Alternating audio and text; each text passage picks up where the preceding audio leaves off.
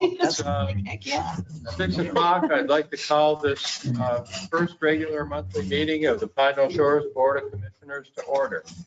Please stand and join me in the Pledge of Allegiance. I pledge allegiance to the flag of the United States of America and to the republic for which it stands, one nation, under God, indivisible, with liberty and justice for all. Thank you.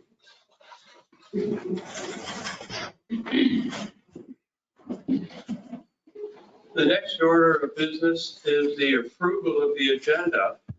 And I would just like to say that tonight we're going to approve the agenda, go through the disclosures and conflicts of interest, the announcements, and then we're going to present the check to the Hope for the Warriors Foundation on the front steps. So soon after, right after the announcements, we'll be getting up and going outside for the check presentation with our visitors from Camp Lejeune. And then we'll come back in here and pick up with the public comment segment and go on through the agenda as it's written here.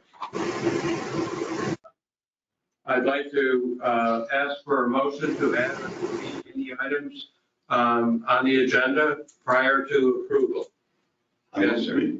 Approve the agenda as presented with your comments about going out to the steps. So Sean will have it on the record that did that. Okay. Second. Second by Commissioner Connect. All those in favor say aye. Aye. Okay, the agenda is approved. Based on the agenda that has just been approved, are there any disclosures or conflicts of interest? Bill? No. Okay, Alicia? No. Clark? No. Larry? None? No. Okay, there are no disclosures or conflicts of interest. Next item on the agenda is the announcements. And on August 27th, we are going to have a PKS Homeowners Association President's Meeting here at Town Hall at 6 o'clock. As you know, we've been doing one of these in the summer every year for the past 4 or 5 years, but we had a hiatus last year because of the pandemic. So we're going to restart this at this time with the outbreak of the Delta variant, where we may have to adjust our schedule and the way we actually conduct the meeting a bit, depending on the guidance that we come up with for that. But all commissioners are invited, and we hope the commissioners and the heads of all the departments will be present at that meeting. Our next meeting of the Pine Shores Board of Commissioners will be on September 8th. On September 25th, there will be a celebration of the 40th anniversary of the Vote Bank Public Library. And this is being put together by the Friends of the Vote Banks Public Library and the Pine Shores History Committee. And they plan a series of events on September 25th, and they're hoping that the main event will be from 2 to 5 in the program room at the library. September 25th is a Saturday, if you want to mark your calendars. And then finally, October 9th this year will be the Pine Shores Fishing Tournament. And look for more information on that in the shoreline. And the rain date will be October 10th. So that's it. Okay, at this point, please join me as we go out on the front steps for the presentation of the proceeds that we raised this year for the Hope for the Warriors Foundation.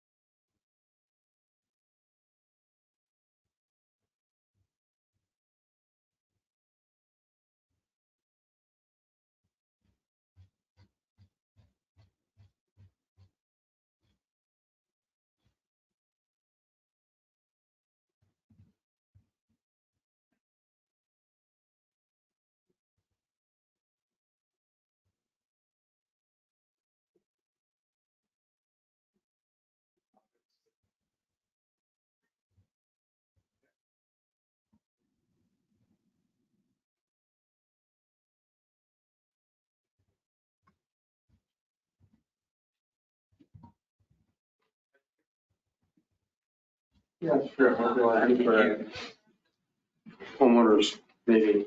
Do what? So they got to figure out what they want to do, because we got to figure out what we want to do for that homeowners meeting. Well, I know it's kind of crazy how the John's are going to do long-term later again.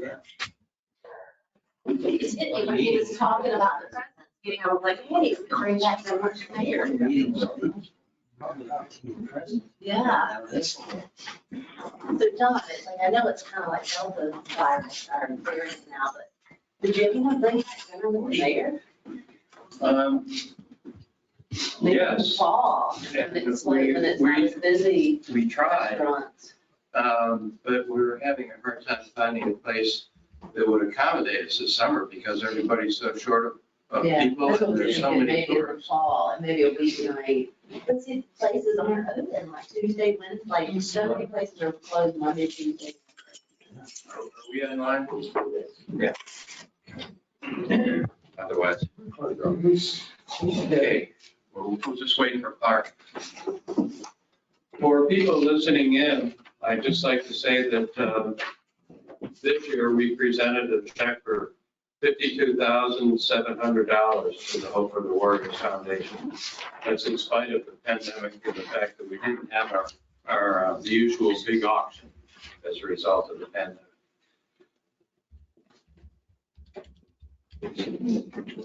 Here it is.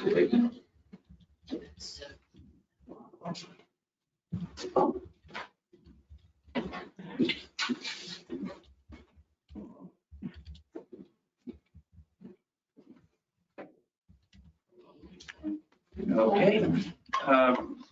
At this point, we're up to item 6, public comment.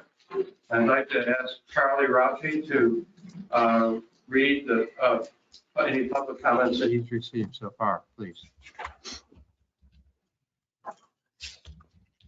Thank you, Mr. Mayor. I have one letter here, and if anyone online would like to speak, just send a message as I'm speaking right now, and we can get you on the microphone.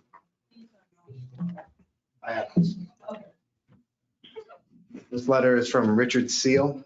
It's not an easy decision to write this letter for public comment at a town commissioner meeting. I am well aware that there are many users of Oakleaf, and all probably think their use is legitimate. In any event, besides the right-of-way parking vehicles who impinge on the pavement more often than not, I have had to come to a complete stop as many as 3 times between Route 58 and McNeil Bridge. Why? Dog walkers, joggers, walkers, golf carts, and bikers who insist on staying in the roadway and not get off the pavement. Many times there are multiple person groups just walking who stay on the road blocking it. Other times there are groups going in both directions, none of which get off the roadway, blocking vehicular traffic totally. Fact is, Oakleaf is a major vehicular artery through Pinehole Shores.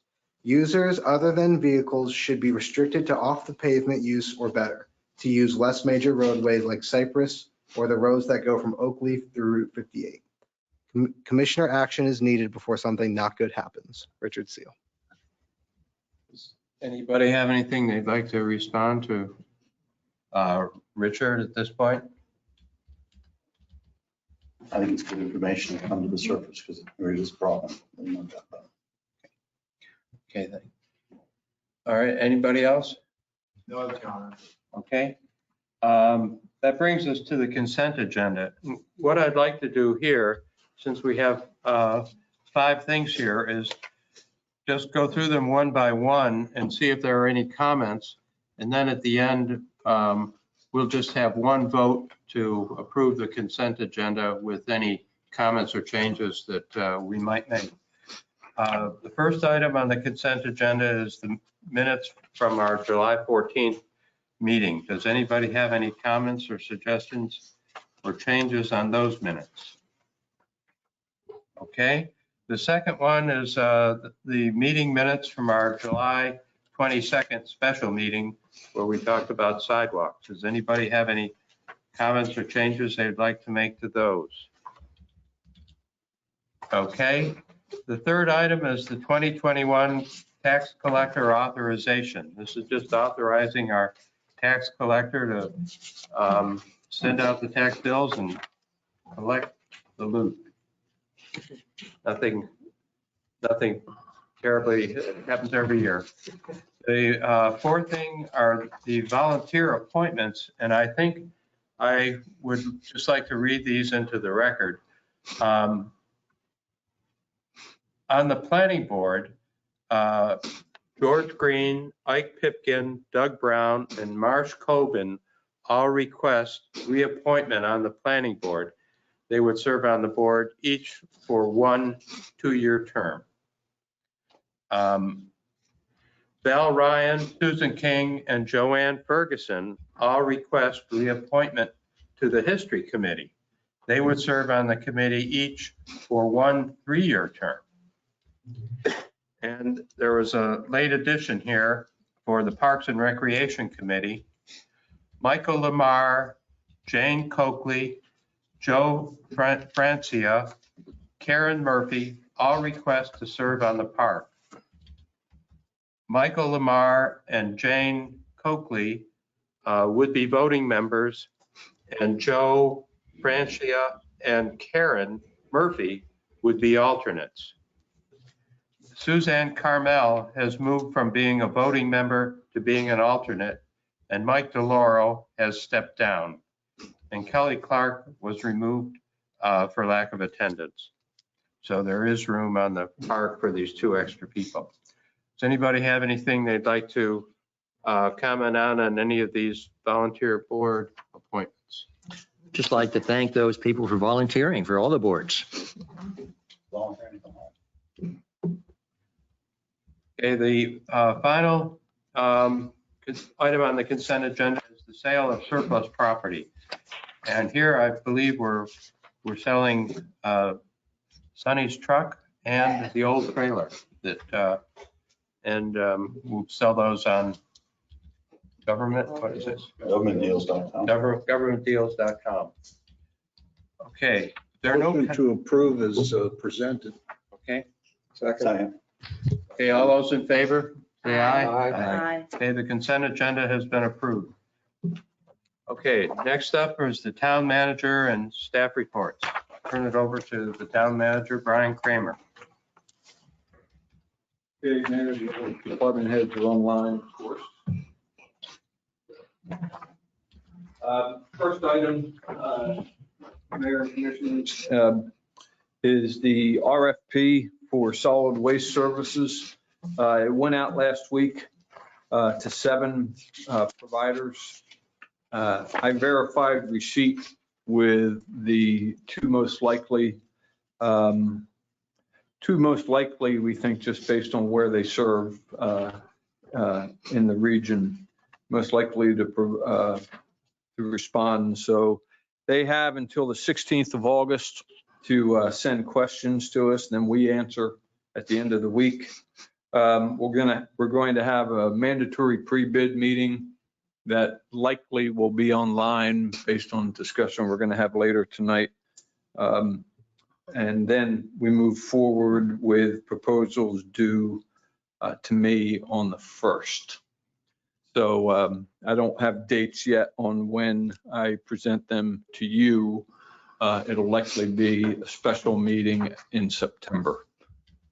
We currently are under contract with GFL through December, so that gives us some time if we don't like the bids or we want to make any moves. So the board asked me to get it out in July, and I was 4 days late, but we had some machinations to go through on the RFP and the contract. So that's all I have on that one, Mayor. Any questions for Brian on the RFP? Good job. Proof will be in the pudding. Next, I'd like to talk a little bit about the stormwater project, and barring any storms, this might be the last time we have to talk on this one for a while, but the last week we had approximately 7 inches of rain in 2 days. And today I was going back and looking through flood photos from 2010 through now. And that's a good amount of rain. We've had severe flooding with that much rain in the past, particularly with wet conditions pre-existing as far as the water table. Laurel, Myrtle, Juniper and Yole Pond had no flooding impacts relative to, we had road ponding. Willow was impacted. And I just wanted to bring up to the board that the one of the homeowners on Willow who was not interested in working with us on a easement a year and a half ago is now interested. And I said that to you in the past, I know that, but they wanted to bring up that they approached me again. So performance wise, it worked. We were moving water out of the water table from Myrtle. We were moving it to the golf course and then moving it to the sound. We did all the steps with notifying shellfish sanitation when we were eventually discharging, and we were discharging after we had gone above the 3 inches in 24 hours, which is their trigger to close the Bogue Sound shellfishing. We had a maintenance issue at Myrtle Court. The pipe that goes from the vault up the hill over Mr. Kavanaugh's house to the sound developed a leak. Bad timing, and I was initially skeptical, but Sonny showed me incredible coincidence. It did not appear to be due to the recent project. It was on an area of the pipe that was installed in 2014. We corrected it. Sonny corrected it, by the way. He's the hero here. He corrected it, and we were pumping at 10:30 p.m. Monday night, which I think made a real difference through Wednesday, Thursday.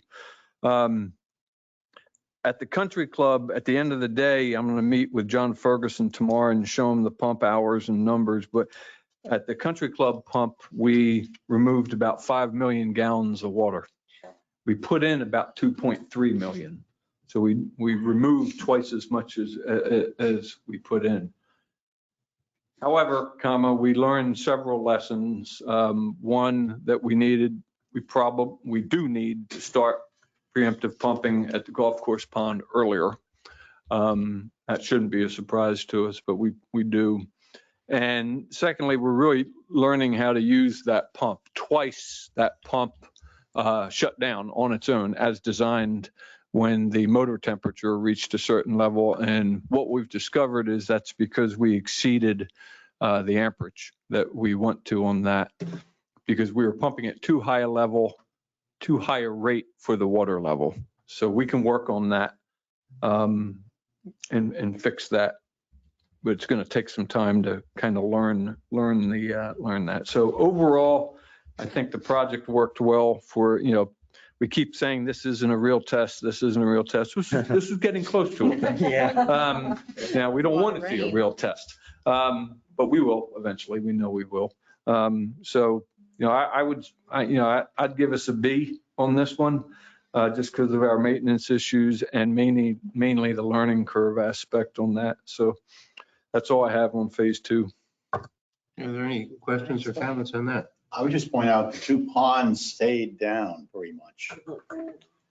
Winfrey Pond and the other pond. Oh, yeah, correct. Yeah. And that is a big, big win, meaning that the water level, even with the problem at Myrtle, stayed down above the area where those ponds would normally fill. They've always filled before. So, I mean, as far as capacity, that is a major, major thing. They were high enough to go into the inlet, though, correct? They were eventually, but then they settled right back down and they weren't going They in. they were often right at the inlet unless it's very dry. Yeah. But they never got up high, so they were not contributing to the subsurface water. And I think Right. that's a hidden major advantage that we shouldn't lose sight of. Yeah, I mean, the benefit that we have for this system, if there's a silver lining for Florence, because remember, we adjusted the preliminary plan to connect to the Eddie Winfrey Pond on Yole Pond and the Watkins Pond on Juniper. And I think that's really key. If I might also add, in the lot next to Donnie Dickinson's house was way down. I mean, I went there too many times waiting for it to come up and it never came up at all. Mm-hmm. And so that's, I think there is an added thing everyone should be aware of. It may become a problem with maintenance of those ponds, because certainly in if you drive by Juniper right now, you drive by Dickinson's house, you'll see the lot next to him is really taking off with growth. It's a private lot and all that, but just be prepared to have someone begin to, especially with those ponds, those sort of joint ponds, they're gonna grow. There's gonna be a lot more growth in them because it doesn't get flooded out. One question. Now, Acorn Court and I think Arborvitae Court, of course, had some flooding. Mhm. And I know Sunny had pumps out there and so forth, Right. trying to alleviate some of that. Where do we stand with respect to trying to alleviate that problem? Right, I think you're going to hit the EEG. So where we're at on that is on the Acorn Court project, we are finished survey. We're survey work, waiting on the design work. So we have the survey work, probably very, in the next couple months, Charlie will present the easements to the property owners, and they've already indicated agreement. And then when we get design, we'll have to then bid it out. But we have a grant for that as Okay. well. So Arborvitae Court, unfortunately, is kind of in full stall. The neighborhood agreement on the construction side kind of fell apart. And we have a design already. It's a simple design. It's just the inlet on Arborvitae Court, a line, gravity line, no pumps or anything, just to go to the canal with a flap that would control, that we would control when it's opened. So I need to re-engage the leaders down there and see where we're at, Bill, and I'll do that. Now Sonny set up 3-inch pumps at both of those. And I know there were some folks unhappy with some road ponding, but to the best of my knowledge, there were no impacts on homes. Yeah. So let me just make a note on that. I heard from people on Acorn that there wasn't much of a problem because they ran the pumps all night. Yeah, Sid, Dr. Jackie's husband, Sid, works with Sonny on that, and Sonny put the pump in a gas can out there, and Sid refilled it. Good. All night. Several neighbors have done that. Yeah. To help us out in the past, but Sid kept that dry. Can I point out a concern though on Acorn? Yeah.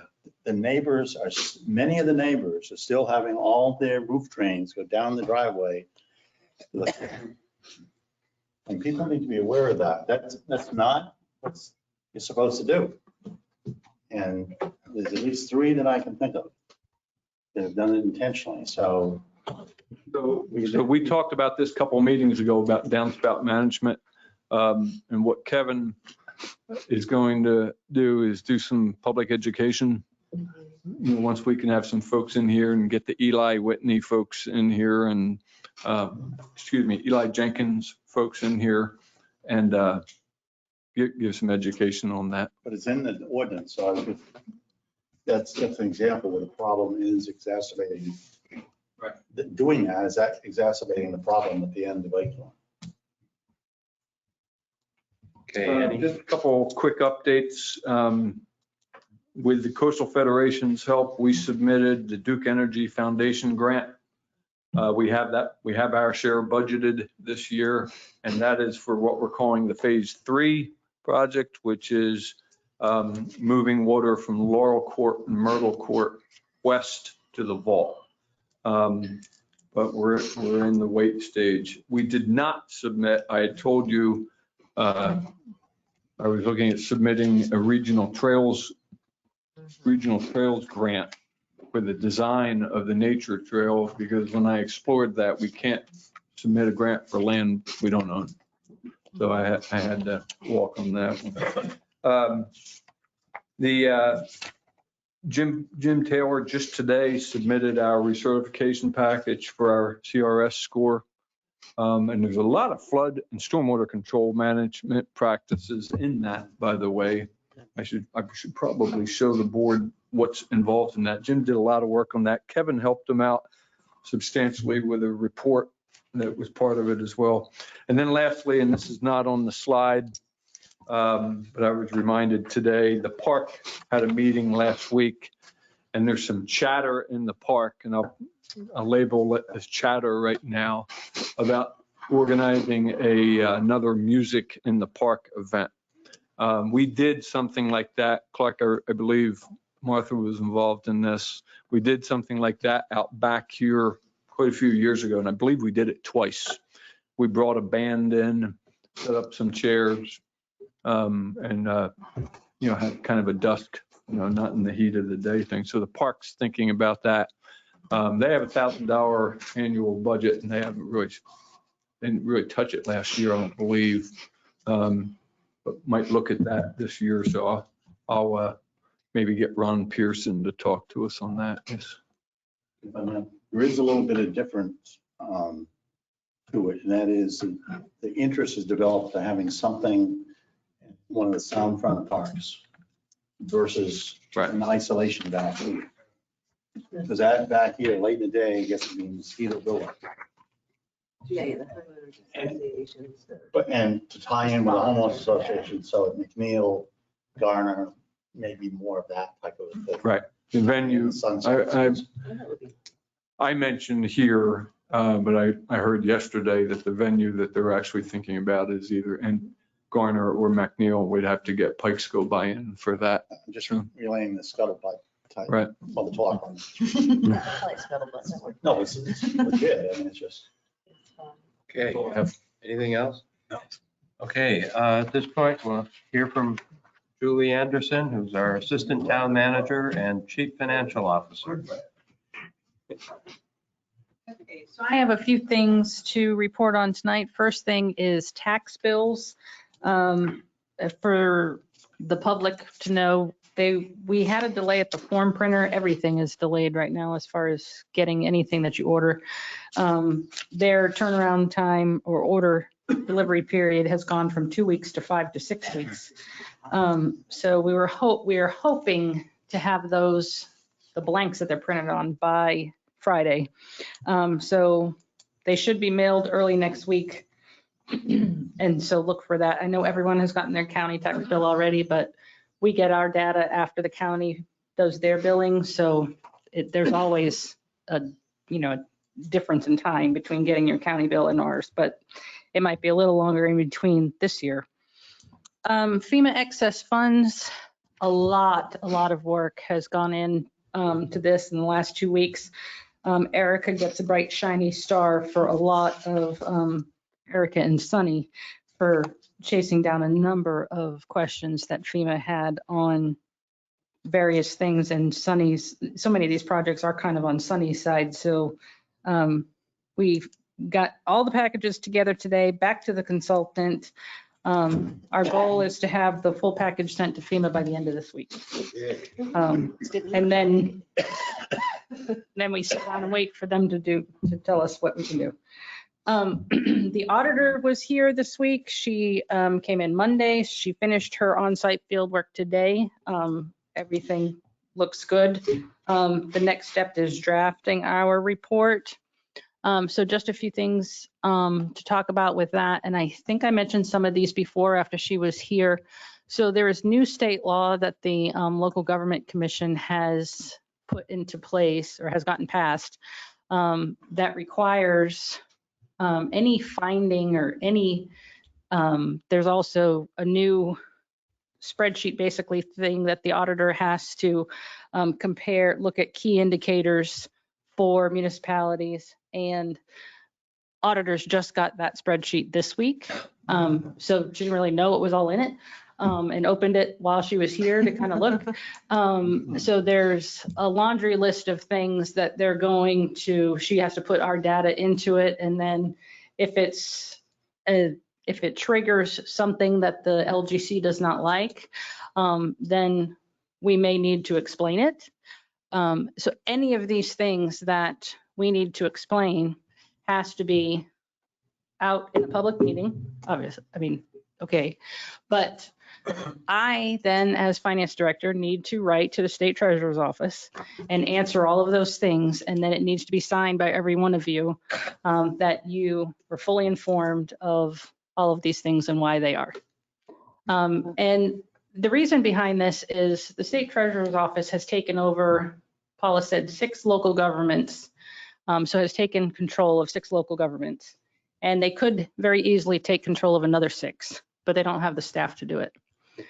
So there's a lot of stuff going on that they want to make sure boards are being communicated to, you know, that they're aware. There certainly are situations where skill level's not there in some small towns, but still it's the responsibility of the governing body and the finance director, if they have one, to ensure all of these things. So then there's also the requirement that the auditor used to be, I didn't really know this till today, used to be the audit presentations were not required. So, you know, she comes here every fall to present to y'all. That is now a state law requirement, that the auditor must make a presentation to the board, and it must be done within 45 days of submitting the annual report to the state treasurer's office. And the local government commission is not giving any leeway in that 45 days. They don't want to hear any excuses for that. So it is what it is. So there's a lot of stuff coming down with that. And it doesn't matter whether or not you're a healthy government or not, you're all doing the same thing. Good. So moving on, kind of part of that, our reserves. So initial calculations look like in the general fund, we added to reserves by about 217,000 in available fund balance and about 370,000 in total fund balance. I will mention that out of that 217, 156 of it was CIP that we have now rolled over to, was capital improvement projects that we've now rolled over between the last budget amendment and the one we're doing tonight. So, you know, we would have used more than that 217, but still it's a positive number and that's always a good thing. So we did add to it. And we are going to, the rollover capital projects are one thing. There's also other stuff in the budget amendment that's using fund balance, but when you plan to have used fund balance last year and you actually gained it, you actually, you know, have a higher net change because you didn't use it and you wound up ahead. And I'm trying to think if there was anything else on that, even though it wasn't on the slide. I don't think so. I think that's it. Does anybody have anything for Julie? Any questions or comments? Thank you very much. The fund balance is actually what was left over at the end of the fiscal year that just gets. Yes, Yeah. and actually, but the question raises thing. One of the new things that the local government commission is putting into place is it used to be that you would get a nasty letter if your fund balance went below a certain percentage, and it was a certain percentage across the board. They're now no longer doing that. It is kind of an individualized thing. They're comparing you to comparable units. And so whatever the average of that comparable unit is what they're comparing you to. And then that will be a flag of one of those key indicators. One of the concerns our auditor has about that is, you know, how are you calling them comparable? Like, so are we just comparing us in population to somebody? Well, we're a coastal town. There's a lot of difference there. So she wants to delve into that a little bit and maybe call the state treasurer's office. If she doesn't get anywhere with that, at least we just explain it if we need to, as to why that percentage is whatever it is, you know. So that, just so everyone knows, the age-old 8% or 12% and you get a letter, it's no longer the case. They won't even probably let you go to 12 anymore because of so many units at risk. So. Thank you. Okay, next up is Fire and Emergency Management Service, and I believe Jason Baker, Chief Baker, are you there? Yes, sir. Can you hear me? We can. Okay. Yeah, normal broken record Baker about hurricanes because they're the biggest pain in my butt, like everybody else's.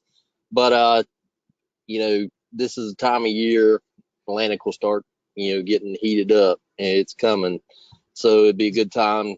Like I say, there's, you know where your reentry pass is, and, you know, make sure you lay your hands on it and keep it where you know where it's at. Best place in my mind is in the glove box of your vehicle that you're going to be using to, evacuate like you should.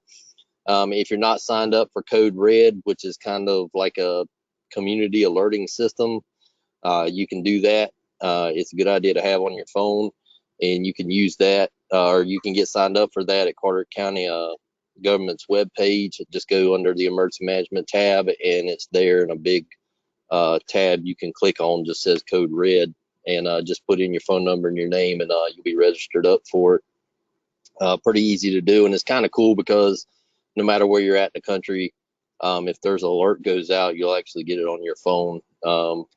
If you're in Kansas and a tornado's coming, you'll actually get that message on your phone. Formalize your evac plans, your evacuation plans. Just even if you decide to stay, it's a good idea to know or have an idea of where you're going or will go. Greensboro would be the closest city I would stop in. I always tell people get past Raleigh, get off the coastal plains, so you're not subject to the flooding. Because so many times, we don't flood too bad on the coast, but the interior, Kinston's, New Berns, Raleigh's even will see flooding. And then your vital documents, insurance stuff, Social Security stuff, bank account information, whatever, make sure you know where that's at. And best thing to do is keep them in a bag and be able to grab them and take them with you. Next slide, Charlie. Just a little snippet what we've seen in the summer station things. It's been a good summer, knock on wood. I'm probably cursing that now in the last month by saying that, but we're seeing the normal types of calls, a lot of calls, heat-related emergencies, dehydration, things like that. People going out on long bike rides, a couple of those the other day. People walking on the beach, and a lot of times on the beach where you got that southwest wind, you really don't realize how hot you're getting. You're not going to sweat like you normally would with that southwest wind. Really don't realize you're being dehydrated when you are. Seeing a lot of that stuff. Water related calls been fairly far between. A lot of calls lately have been jellyfish stings, stingrays, stings, things of that nature. So, thank God it's been a good summer as far as water rescues have been concerned. Not having to launch too much. We got a couple, but not like past couple of years. And then just in the station preparing for the inspection rating, the state inspection, the ISO rating that's coming in October. Be October 27th at this point in time. But been a good summer. A lot of people down. Traffic's been crazy. But yeah, good summer. Anybody got any questions? Thanks, Jason. Thank you, Thank Chief. you. Yes, sir. Okay, next up is the Pine Hill Shores Police Department. Chief Ryan Thompson. Can you hear us, Ryan? I can. Can everybody hear me? Yes. Hey, good evening, everybody. First up, so Sergeant Bishop, he just recently completed his criminal investigation certificate program through the Justice Academy. It's a program consists of 500 hours of specialized training on all different types of investigations, from fraud to sexual assaults to death investigations. So that was a several-year process for him to finish that. He finished it up last month. So very proud of him and his continuing progression with his career. Next topic, our scam calls are starting to increase. I just want to remind everybody to not give their personal information over the phone. Never trust any individual asking for a payment from a gift card, because that's what we're seeing. A lot of these scammers are telling folks to go to Best Buy or Walmart, buy gift cards, and then give them the gift card numbers for payment. And just a reminder that the IRS will never call and threaten legal action over the phone in lieu of immediate payment. And the last thing is, I knew Jason was going to have something, but again, just keep reiterating it. Just keep your eyes on the tropics, because that's where all of our eyes are. Okay, any questions for Chief Thompson? Julie? Ryan, there are some scam calls too where it's like a law enforcement agency or somebody like calling to say you don't do X, Y, or Z, whatever. Does that ever look, not, I mean, most times they're not legitimate, but I'm asking like, is that one that you're seeing, or what can people do for that? You know what I'm asking? So we haven't heard about that here in PKS. I have heard about it going around the county. What I can tell you is there's organizations like the Police Benevolent Association will sometimes call and solicit for donations, and those are legitimate organizations. But specific like law enforcement organizations like the sheriff's office or police department will never call and solicit money. And they do have the ability to spoof numbers. So it'll show up like a number from the Carteret County Sheriff's Office, and they'll say they're a deputy, but that's just not a legitimate action that a law enforcement agency is going to request money from folks over the phone. Yeah, and I think this was specifically like, saying we have you need to report to the police department, we have like a warrant, or, that type of thing, not Oh, yeah. fundraising, but. Yeah, we don't take money in lieu of warrants, unfortunately, for folks. So, if you've got warrants, we're more than happy to help you get those taken care of, but never in lieu of any type of financial payment. Thank you, Ryan. Hey, no problem. Chief, I'd just like to compliment you on your beach patrol efforts, both with the pickup and with the red vehicle. I've heard a lot of good comments about that. And the willingness, not just the program with the ice cream, although that's popular, but also the willingness to stop and answer questions and engage folks. I've heard multiple comments about that especially from guests. So thank you for that. Appreciate that. Thank you. It's a team effort, and I even had an officer a few weeks ago get a dry erase board and ask me a question on it and put it on our beach vehicle and was driving up and down the beach trying to get people to stop and talk to them. So they get pretty creative out there to engage with folks. That's good. Thank you. Chief, with respect to your monthly statistical report that you give us, just have a question. What items fall under the category of arrest? So anytime that we essentially take somebody's freedom away from them and take them to the jail classifies as an arrest. So it could be for anything like a driving while impaired arrest. We stop a lot of people that have outstanding warrants that, again, we're more than happy to help them clear up with the courthouse. So anytime we're transporting somebody to the jail, that's what classifies as an arrest. Okay, thank you. And I'd just like to say congratulations to Sergeant Bishop for completing the investigation program. Okay, moving right along, next up is Sonny Cunningham, Director of our Water Department and our Public Services Department. Sonny, are you there?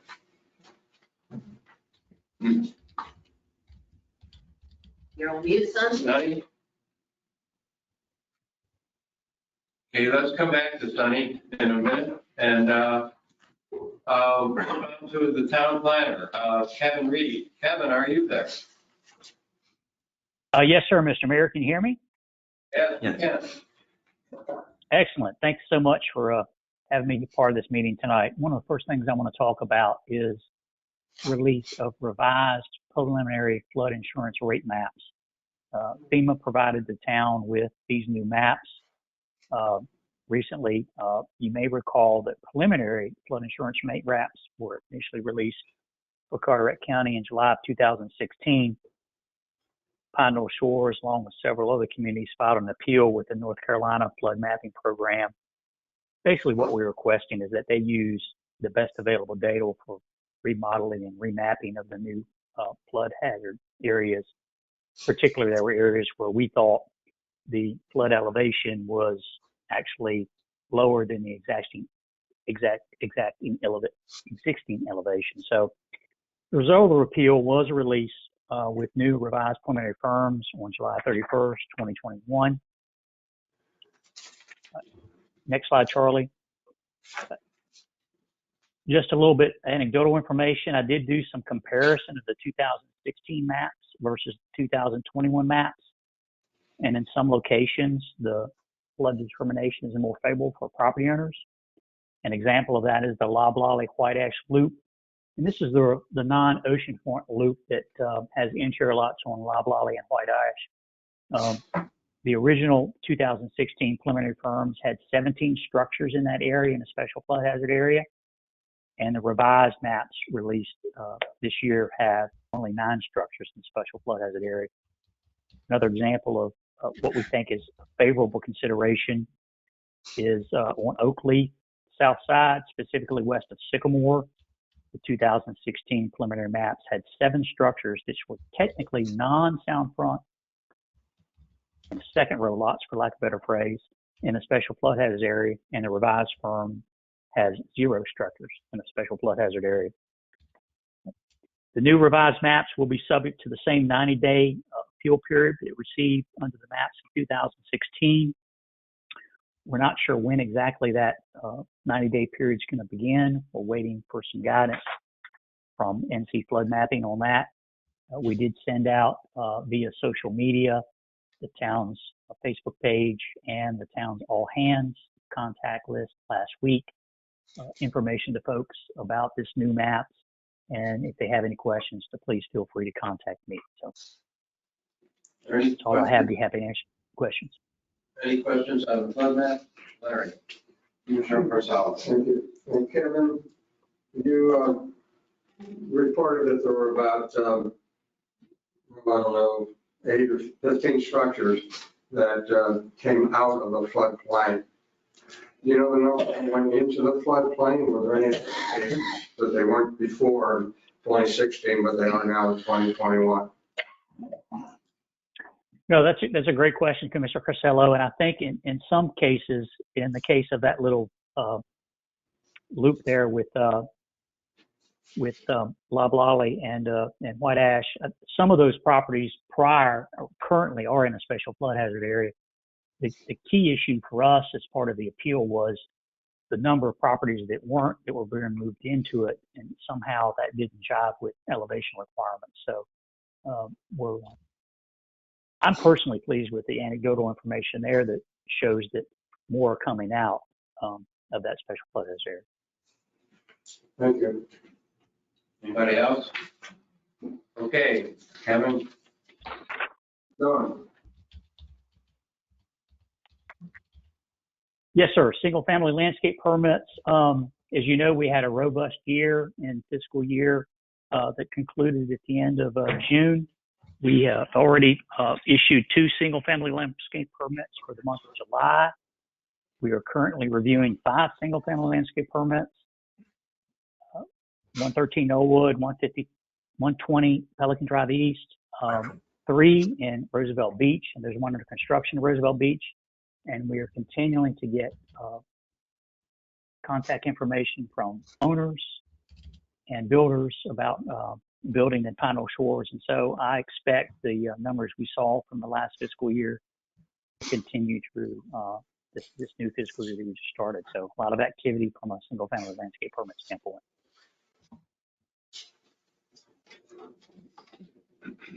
Question? Bill? Not a question, Kevin, just for your information, the 520 Pelican Drive property, the Beacons Reach Architectural Control Committee has turned down their plan. There was a meeting this Saturday between the committee and the owner and his builder to review the plan, see what perhaps can be agreed upon. But it's been turned down basically for a violation of setback as well as aesthetics. Yes, sir, Mr. Connect, just to let you know, we have a couple of outstanding issues from a single family landscape permit standpoint with that property. They primarily have to do with satisfying us that they have some permits from other agencies to perform some of the development work they didn't want to do there. That project has been one we've been reviewing for a number of months now. I doubt there'll be at least another revised plan coming at some point. Okay. Building inspector. Yes, sir. Just a report to Jim's activity for the month of July. Issued 9 building permits, total value of $491,031. Issued 11 mechanical permits, 5 electrical permits, and 1 plumbing permit.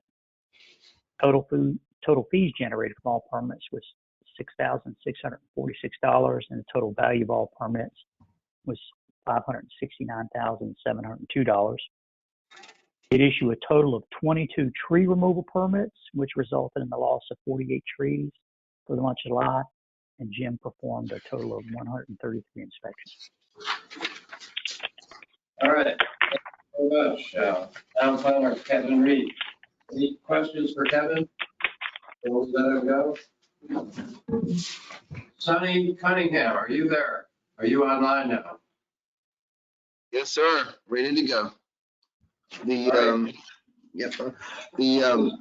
Sonny Cunningham, the director of our water department and director of the public service department.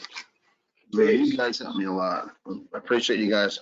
The storm drains this year were really bad, a lot worse than last year. We got a lot of the, not just debris, but roots. I showed Mr. Kramer the roots and stuff. So, and at Acorn Court, when we had that 7 inches of rain, the drain on the north side really took a lot of water. He told me at first. He said it did really good. So can't wait to get the big thing done with Charlie, get it really nice down there. But Mr. Kramer forgot to tell you that we MacGyvered a prototype for the pump, the Chinese junk store pump, and now we can run the pump for 10 hours instead of 2 at a time. So it's going to be good for everybody. And then, of course, going to the next thing, which would be the hangers on the fire department that holds the lights up. The chain turned into a like a chocolate cookie. They were completely turned into a different state, if you know what I'm talking about. So we went back in there with some steel cable, and stainless cable connectors, and as you can see, we saved the town some money too. It's not going to crow this time, that's for sure. If you have any questions, about this? You didn't eat the cookie, did you? Yeah, it looks like a cookie. It really does. I showed you Mr. Kramer, and it was pretty incredible how it was standing up like it was. If we had a big storm, one of the doors blow out, they would just fall. They would fall to the ground. All of them would. But the lights were actually falling to the ground. But no. What can we say? We did what we had to do, right? Good work. Good work. And then, of course, next slide, sir. Public safety building, town hall. One of the doors needed a new door frame, door jamb, whatever you want to call it. So that's ordered. As soon as it comes, Sam Blue will go down there and put it in, prep and paint it, and they all look the same.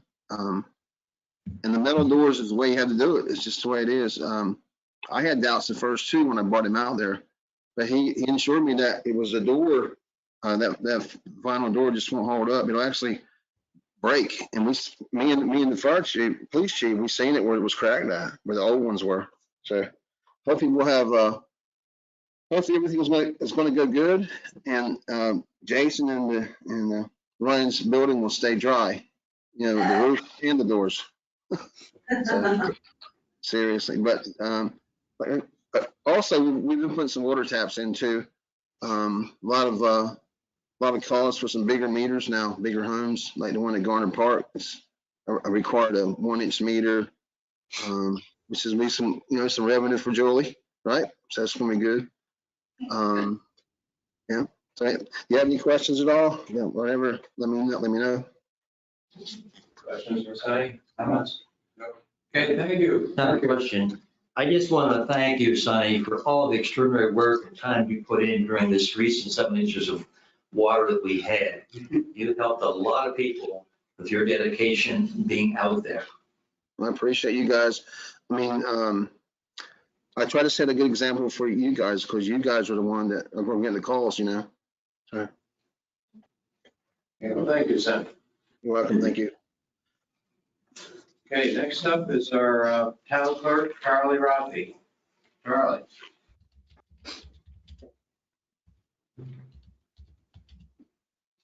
Thank you, Mr. Mayor. So back at the offsite in February, the board expressed interest in sand fencing along the beach. And we had to find out whether the new plantings would be marked as the lowest line of stable vegetation. I spoke with Brad Cannell of the DCM and Jim Taylor, who is actually our DCM land use officer, I believe. And they told me that the current state, those new plantings are not going to be the lowest line of stable vegetation. Both of them told me that it would probably take about 2 growing seasons for that to become it. Their description to me was pretty much, you don't want to see the rows, like corny ones, that you kind of blended in at that point. So if you guys still wanted to do the sand fencing, we would have to put it behind that. And that would likely damage and kill a lot of the plants that we just put there. So we're going to need some board direction on that. Second, We would have to put the sand fence closer to the water? closer to homes, behind the new plantings. Behind, not on top of, or behind is, No, away from the water. You need to put it in where the new growth is. It can't be where the new growth is. It'd have to be behind, between. there's Where the really top not is something. much there. I mean, it had to be in the, Where there's already vegetation. nice vegetation there. So Gotcha. Jim and Brad's recommendation was to wait for that to be the lowest line of vegetation, because then there'd be added benefit of those fences protecting the new plantings. So they said 2 years? Two growing seasons, so We're talking about this winter. Yeah.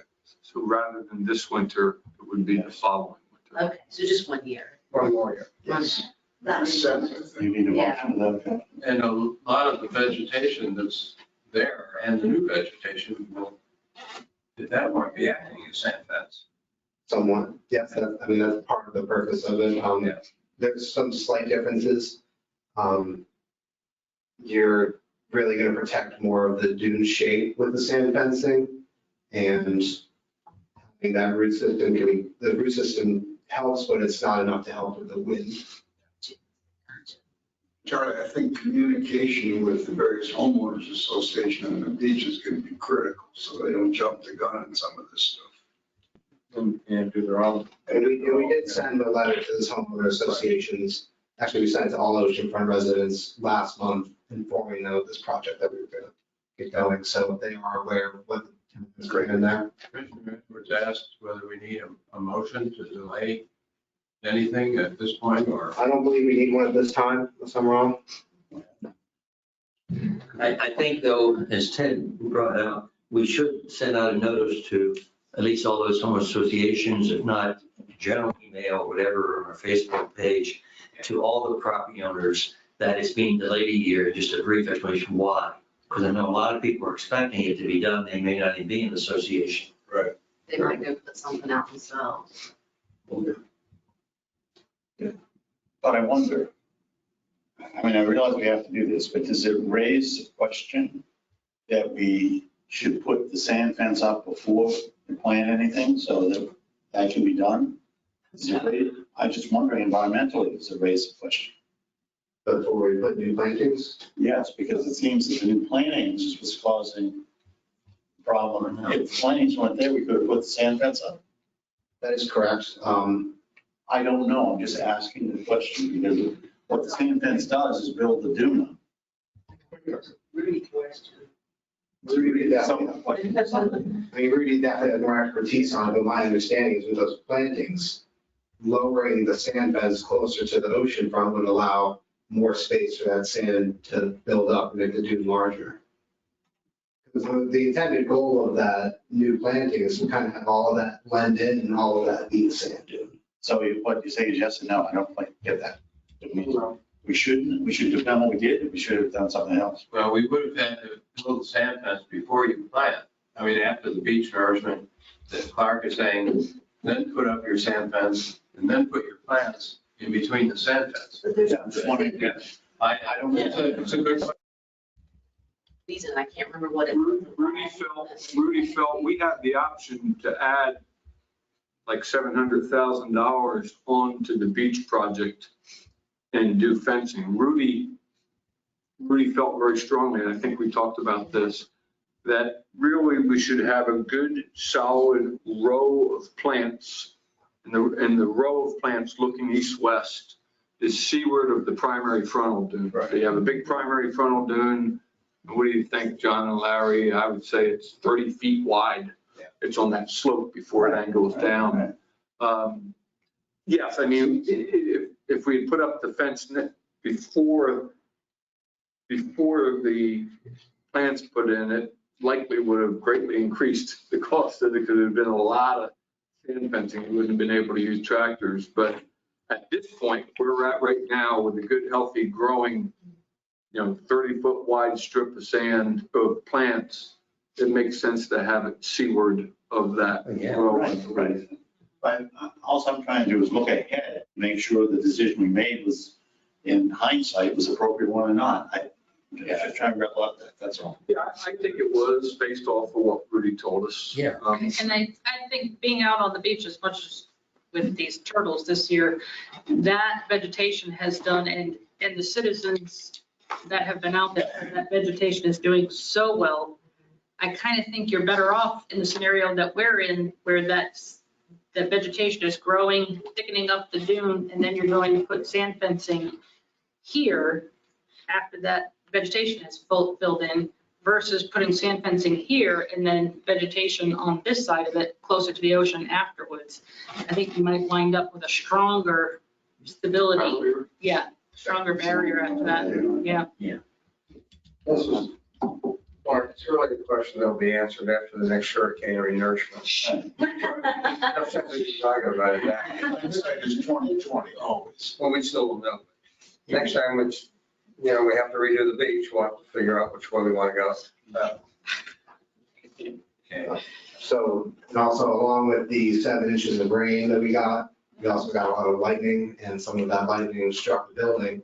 And all of you are aware of some technical problems that came from that. And the most pressing matter was the TV in the break room break. And this man couldn't watch a soap opera. We got a new TV in for today. I wanted to give you this off this big. And also connected with that is there's a couple of things with the AV system in here that aren't exactly how I like right now. So I've worked with our contractor. He's going to be down here on Tuesday, the 17th, and we're going to work through some of that. Everyone online can watch it fine right now, but there's just certain features that I'd like to really hammer down to get it better now. Yes, some questions. Mr. Parcell. That's the first one. Oh, on the lightning strike issue. Are not, like the server and other critical components, if you will, of the computers, plugged into some sort of a surge protector strip rather than just into the wall? And maybe, or are they not? In theory, something like that should help if you have a lightning strike. Are we using some sort of protection between the device and the wall outlet that you know of at this time? I believe Stefan mentioned that he does have some sort of surge protector. My Only powered them or? The way he explained, Powers. yeah, what he was telling us, because Brian brought up like lightning rods and all of that stuff. And he said, sure, somebody will sell you a lightning rod. But that lightning, even with a surge protector to protect you and all of our stuff, our individual computers have surge protectors. It all has that lightning is just going, that electricity is just going to push through. Because I believe that a surge protector is just what it's called. It's for a power surge, not a lightning strike. So, yeah, it just, and then you don't realize everything it's hit until you try to turn stuff on, and then you realize, it's taking this, it's taking that, and it's very random. So what it takes out. The good news is our screens didn't go blank and say we have to pay $1 million in Bitcoin. Right. That's good. That's a silver one, yeah. And we always seriously talk with computer security. The first thing we checked on was to make sure there was a backup. And there had been a backup like 2 days prior to all of our financial data, and that's in the cloud, untouchable. So we had a backup to There's no light. The other question, Charlie, was, if you're looking at changing monitors and things like that, if you haven't, you might want to visit the MLL room down there and talk to them and see what they did with their super huge floor monitors that they have in Super huge. Super huge. $4,000. that they have in that room, and maybe if it's not just a question of size, but things that are on them, maybe find out what they're doing. Use them for all the beach commission meetings, and it seemed to work pretty well. Looks like I'm taking a road trip. Good luck with Sarah. Any other questions? Question, are repair costs due to the lightning strike more or less than our insurance deductible? I haven't gotten all the bills yet.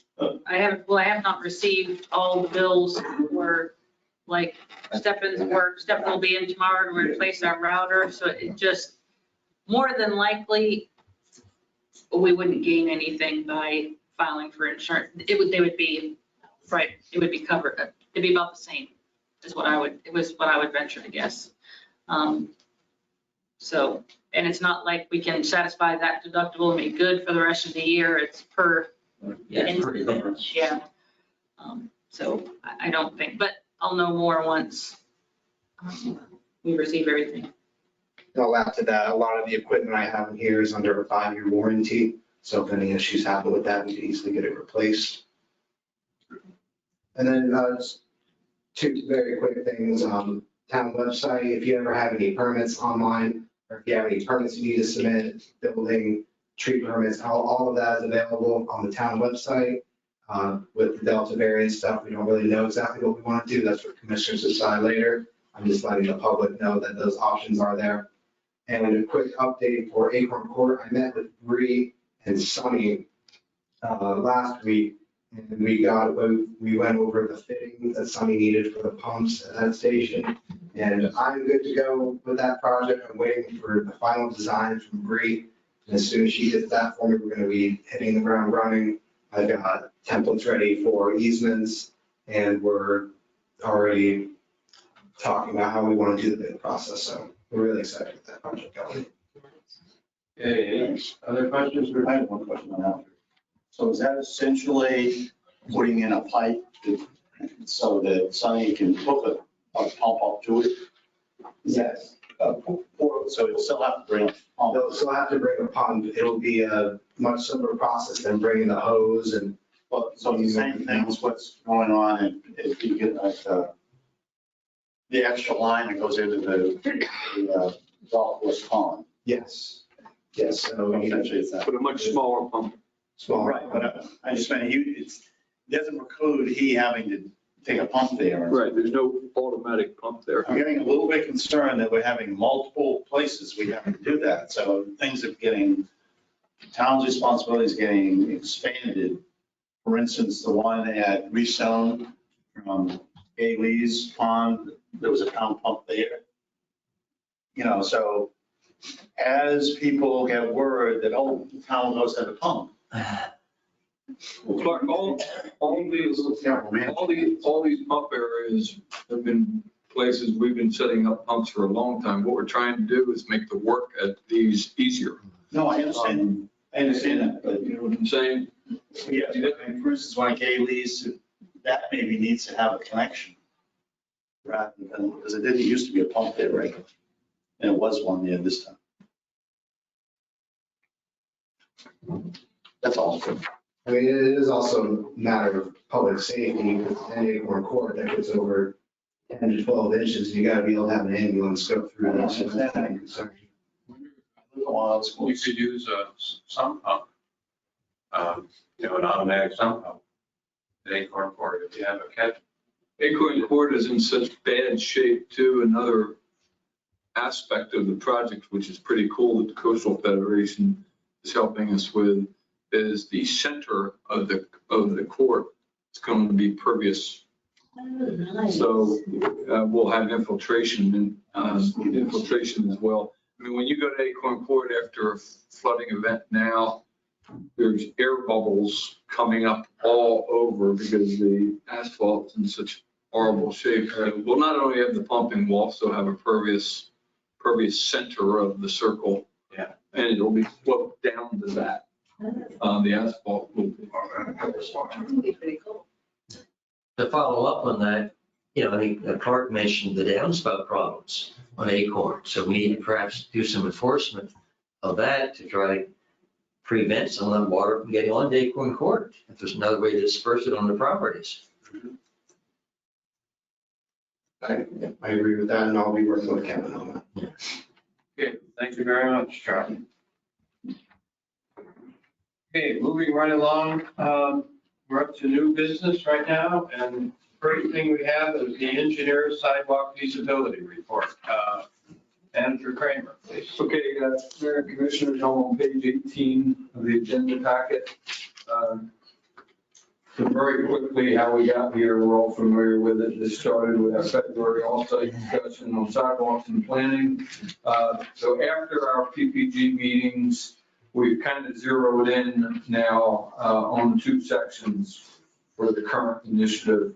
And that's the sidewalk from Oak Leaf Drive going west to Pine Knoll Boulevard, as well as the nature trail proposal in the RNA. Going west to the end, from the PSB to the end of Pine Knoll Sewers. And of course, we're going to have a survey of the property owners. And as we discussed, we wanted to include financials in that survey. So I went to visit John Wade of Arundel Engineering, who's done sidewalk design for us in the past. And the entire proposal is in the packet, but the highlights are a total cost of $9,434. The time frame will be 6 to 8 weeks. I reread the proposal today and realized there was not a deadline. So I called Wade and told him that pending any other guidance tonight, if the board does allow me to make this change after approval, I'm going to put a deadline of 8 weeks after tonight, if we approve it. But the scope of work in Exhibit A spells this out, but the scope of work talks about analyzing the feasibility to construct a 5-foot wide sidewalk from Oak Leaf Drive to Pine Knoll Boulevard. And I asked them specifically to observe the proposed sidewalks on both sides, north side or south side, and provide options on the feasibility based on utilities, terrain conflicts, and driveway conflicts. I then called him this week and asked him in his report specifically to call out, this was a suggestion Robert Cox made, I think it's a good one, to call out the number of driveways on both sides of the road, so we know how many we're impacting. And then I added to that to consider septic systems and garbage corrals. And I'm thinking mainly there, the Pine Knoll Towns, the Genesis, the Ocean Terrace, which have some of those things real close to the right of way. So that's what it'll spell out. And then the same for the nature trail, the feasibility, and the most important thing with all those things in mind is estimated construction design costs for both. So my recommended funding source for this, if the board wants to go forward, would be our undesignated reserves. I'm going to ask Joey in a minute to tell us what that number is. We didn't have the audit work completed when I wrote the memo. But, based on where the direction I think the board wants to go in on this entire effort, I recommend we approve this proposal tonight. And then further, I don't have this written as a recommendation, that we wait until the results of this come in and then add the dollar figures to the survey as Commissioner Corsello has been talking about, and then send it all. And enclosure A, strike that, attachment A, is the sidewalk survey that we talked about on 22 July. And if you look on page 21 of your agenda packet, these are just placeholder locations. But we'll have wording to the effect that the total cost of this project is X amount of dollars with a certain amount of increase in your annual tax bill. And, John And Julie had some wording that I thought made sense to X amount of dollars for a $500,000 home, something like that. So people can put it in scale depending on where they're at. We also added to the survey, I don't want to talk about the survey too much, about the proposal, but we also added to the survey a link to the online version and also the documents that we spoke of in the last meeting. Back to the proposal itself, which begins on page 23 of the agenda packet. You see the attachment. I'm jumping ahead to what I think is most important, which is the scope of work. And I want everyone to make sure you see that. Exhibit A, which is page 28 of the agenda packet, is the scope of work. And the sidewalk evaluation, which is on page 29, asks them to observe the sidewalk locations on both the north and south sides of Highway 58. And observations include those things I wrote off: utilities, terrain, driveway, et cetera. And then provide us a written report. So I'm going to add to the project schedule. I'm going to add to the project schedule on page 30 a deadline of 8 weeks after tomorrow, for when I send this, if we approve this. Any comments or discussion? I just got a question. So when you talk to him about the feasibility of the north or south side, are they going to give us prices or both? Or are they just going to say, hey, it's more feasible to do X side and this is the cost? Are they going to give you a cost estimate for both sides? I asked him to give us a recommendation on the most appropriate side based off of those things. That's where I kind of thought our discussion that like we wanted engineering and consideration of parcel sizes and driveway slopes and all of that to be the driveway. Make it a proposal that crosses. Yeah, and I talked to him about that. I said I told him we don't want to be crossing the road back and forth to avoid the sidewalk. I did tell him we have three, we have one, we have two crosswalks within this area, right?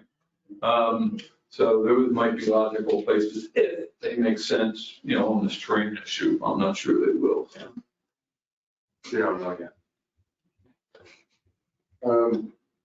My question is on the Roosevelt area trail, if you will. Have we had any further discussions, or do we feel comfortable enough that we could likely get approval to do that? Since we're spending money to have him give us his estimate on that? Yes. They have not given us formal approval. The indications I'm getting so far are they're favorably inclined to consider it.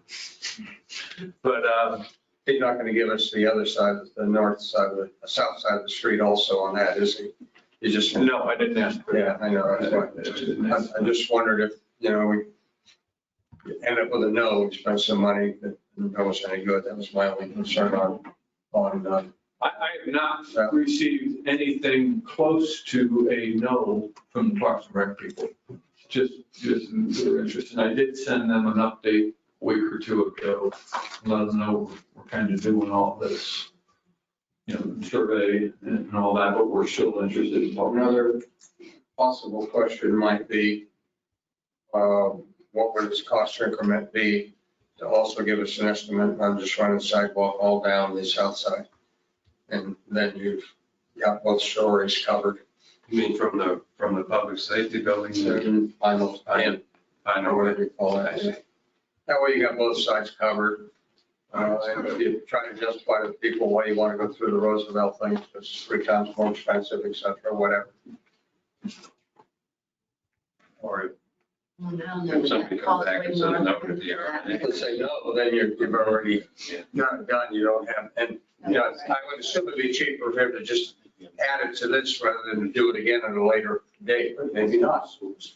I mean, you could ask him that question too. Would there be a benefit to do it right now rather than have him come back and do it at a later date if we get a no? Concerned that you'll have to rewrite a whole new proposal. We'll be back here next month. We have the rough plans on the north side now.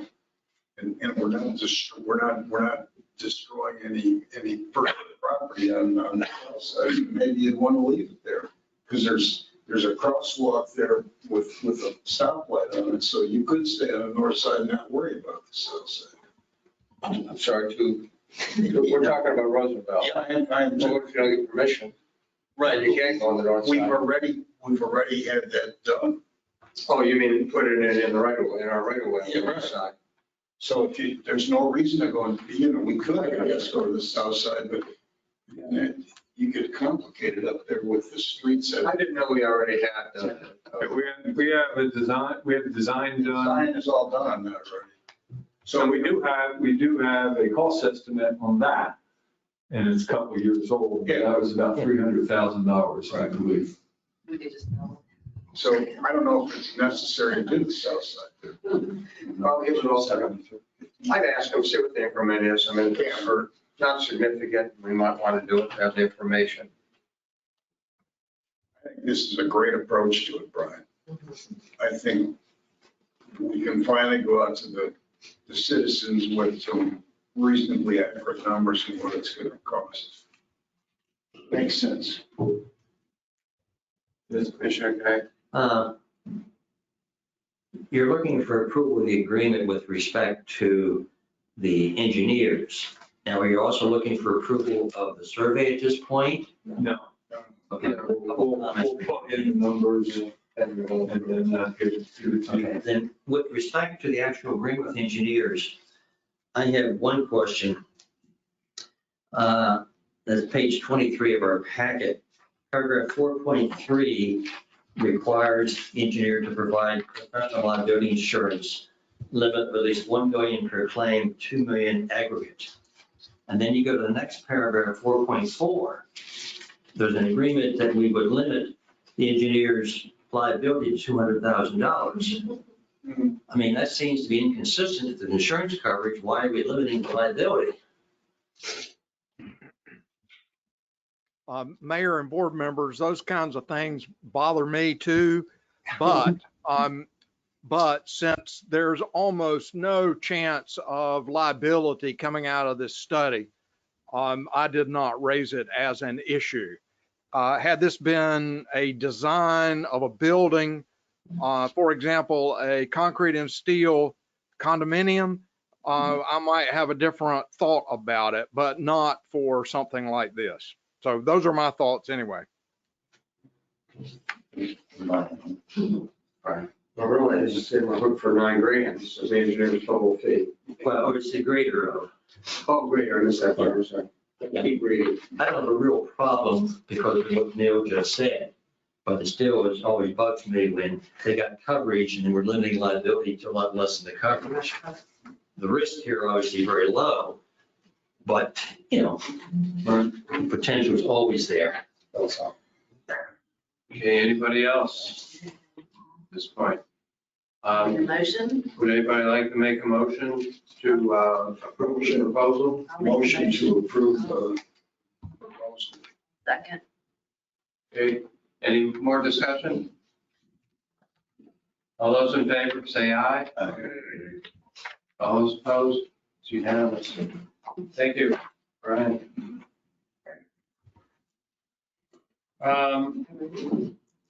Next up is the Trinity Forest final plot, and Town Planner Kevin Reed. Are you there, Kevin? Yes, sir, Mr. Mayor. Okay. The town has received a request from the Diocese of East Carolina for review of a final subdivision plat for the proposed Trinity Forest subdivision. You may recall this proposed subdivision is about 4.4 acres in size, located on the south side of Highway 58 at the far western boundary of the Diocese oceanfront parcel. The remaining portion of the parcel after being subdivided is going to contain about 14 acres. There are no plans by the diocese at this time to further subdivide this 4.4 acre parcel. They're simply making this request so they can offer this parcel for marketing and sale. The final subdivision plat does include a required 35-foot buffer along Highway 58 in accordance with the town subdivision regulations. And the planning board did approve the final plat at its July 27th meeting. The next step now is for the Board of Commissioners to consider final plat approval And once it's granted, the applicants will have 90 days to record that final plat with the Register of Deeds. You may recall, as part of the subdivision process, the town discovered that the existing beach access easement on the far western portion of the parcel meandered a little bit out of the 10-foot easement that was existing. And the diocese and the town's attorney are working with creating a revised 15-foot easement to make sure that the current access way that serves from Salter Path Road to the ocean front does not go outside the easement. Be happy to answer questions you might have regarding this request. Any questions or discussion? Larry? Kevin, or maybe it's a Neil question, I'm not sure. Well, the 15-foot easement thing, how is that going to be resolved? What are you working with them on? Can this plat be approved before that gets done? Mr. Carcello, I'm happy to chime in first, and I'm sure Neil will also. The subdivision plat does propose a revised easement, and again, the town attorney, specifically within Neil's office, Melissa, is working with the diocese attorney on revising that easement based on the 15-foot easement they proposed. My personal recommendation would be at this time is that we are working cooperatively with the diocese on the creation of a new easement, and that shouldn't hinder the approval of the final plat, but I'll confer to let Neil chime in further on that. And Commissioner Corsello and other commissioners and mayor, I agree with what Kevin just said. It is the diocese that has suggested expanding that easement, and it's on a plat that they had their surveyor make. And so I think you just go ahead and approve this, expecting the paperwork to catch up, if you will, with extending that easement, and hoping that the diocese continues to plan on officially dedicating that full width to the town. But it's, it's sort of a separate matter. It's not the diocese that put the walkway in the wrong place. We put the walkway in the wrong place. And so I think it's generous of them at this point to suggest that they will expand that easement to take care of the encroachment. But I really think it's got nothing to do with the subdivision. Thank you. Any Clark? I would agree with Neil's assessment of that. I'm just wondering, realizing I'm outside of the purpose of the discussion, but does anyone here know why? I haven't walked on that for a couple months, but why that veered off to the left from that? Our guess is they were avoiding a tree. It's one specific area. It's not like the whole thing went out. Kevin says it just meanders in one specific area, but we don't know. This is in, the 2000. This is one of the 5 original easement accesses that we got to do the 2001 first beach renourishment. To answer your question, Clark, we don't know. Our guess is it was the avoiding tree. Even if there was a condition that when it was rebuilt within the 10 feet. We have no reason to have 5 feet off. So I'm just. Yeah. My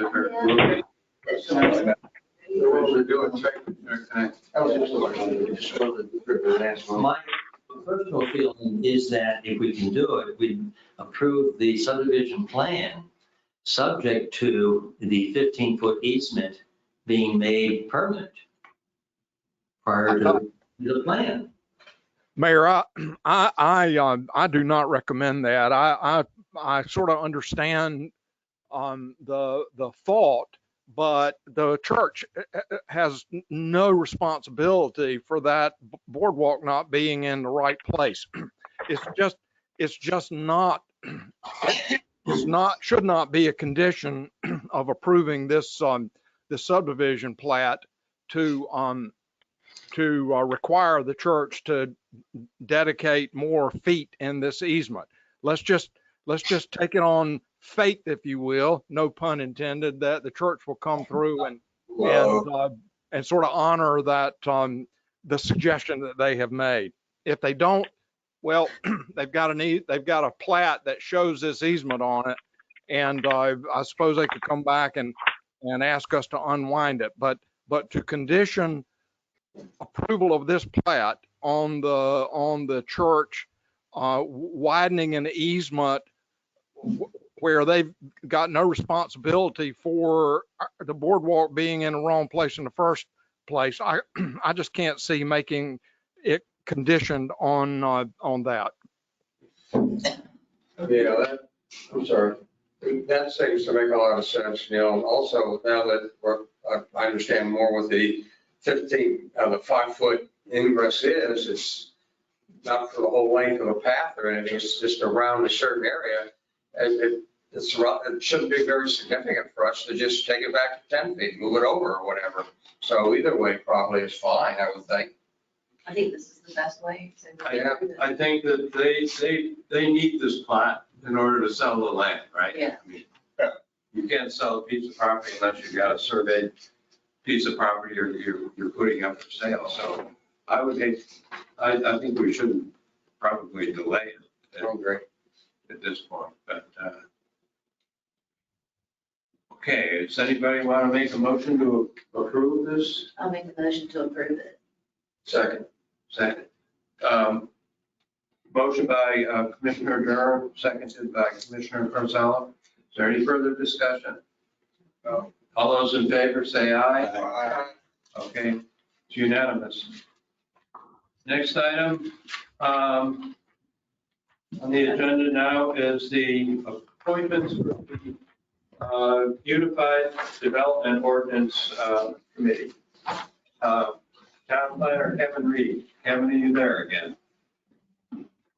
Yes, sir, Mr. Mayor. The Board of Commissioners is asked tonight to consider appointment of a UDO review committee. This committee will play a key role in providing input to the UDO development process as it moves forward, particularly as we receive deliverables from that process and throughout the town code as this is developed into a comprehensive ordinance. Ideally, the team is going to be composed of a member of the Board of Commissioners, a member of the Planning Board, and 2 members of town staff. Staff is proposing that there be a member of the Board of Commissioners. The Planning Board, along with Chairman Paul Payne, has agreed that Ken Rosiski will be served on behalf of the Planning Board, and then myself and Brian Kramer serve on behalf of town staff. So we would request at this time that the Board of Commissioners formally appoint this review committee to move forward as we develop the UDO process. Keep in mind, Mr. Chairman, Mr. Mayor, I should say, keep in mind throughout this process that there is going to be reviews by the Planning Board and the Board of Commissioners. This is simply meant to create a working group that will be able to provide timely input back to the consultants as we go through this process. Okay, Ken, at this point, do you want us to identify the member of the Board of Commissioners who will be on this committee as well? Or is that something we can do at a later date? That would be ideal, Mr. Mayor, but if the board is uncertain at this point, certainly that could happen next month. I don't think there's any timing issue with regard to that, but we certainly want you and the board to agree upon who would serve on behalf of the DOC. I think Commissioner Edwards, who is currently the liaison with the planning board, is the logical candidate, and he's agreed to do it. So I believe it can. Okay, at this point, is there any further discussion, or would anybody like to make a motion to approve nominating these 4 people to the Unified Development Ordinance Committee and move to UC? Okay, motion by Commissioner Peck. Second by Commissioner Gonzalez. Any more discussion? Not a discussion for the vote. Well, go ahead and vote. I got one thing on the UDO I want to mention, but it's not germane to the vote. All those in favor say aye. Aye. Those opposed, it's unanimous. Just, if the stars and moons align, Kevin's going to have the consultant contract in front of you a month from now.